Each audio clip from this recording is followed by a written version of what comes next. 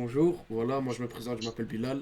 Je participe à un projet avec le délégué général aux droits de l'enfant qui se nomme Parlons jeunes, parlons exil. Voilà, là je vais vous poser ma première question. Qu'est-ce qu'un journaliste indépendant et comment travaillez-vous? Alors, un journaliste indépendant, il y a un double sens en fait, un journaliste indépendant. D'abord, un journaliste indépendant, c'est quelqu'un qui n'est pas salarié par un média. Donc, en fait, j'ai un statut d'indépendant aux yeux de la loi belge et j'ai toute une série de clients qui sont des médias pour lesquels j'écris. J'ai vraiment travaillé de façon plus ou moins intensive avec plein de médias, donc j'ai une bonne idée de ce que c'est le paysage médiatique belge.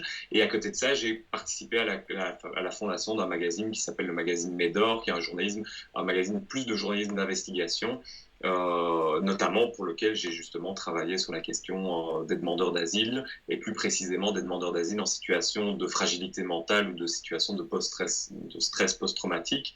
Et donc voilà, moi, mon métier justement d'indépendant fait que je dois être assez généraliste, assez flexible, et pouvoir m'intéresser à plein de choses. Je prends de votre cas.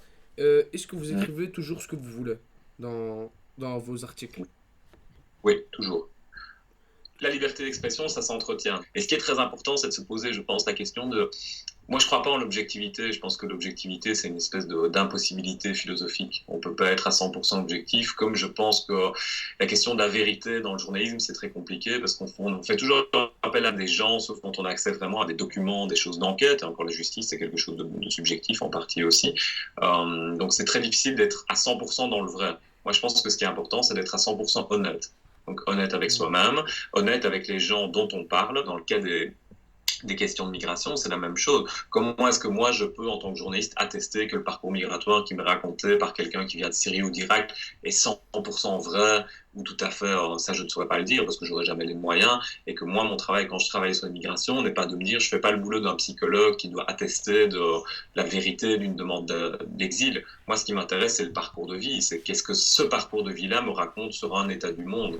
Qu'est-ce qu'ils vivent ici? Et c'est quoi en fait être en exil de chez soi, surtout quand on vient d'une situation, on est jugé en état de stress post-traumatique. Comment est-ce qu'on gère ça? Ça, c'est ma question de journaliste. Je pense que l'angle, c'est-à-dire la façon dont on va parler de tel problème, et la question d'honnêteté, de se dire il faut être honnête à 100% avec soi-même et honnête à 100% avec son lectorat, parce que malgré tout, c'est une question de réputation. Si on se rend compte qu'on écrit des bêtises, on va perdre son lectorat et donc sa réputation, et parfois encore pire, on va perdre ses sources aussi, c'est-à-dire les gens qui nous donnent des informations.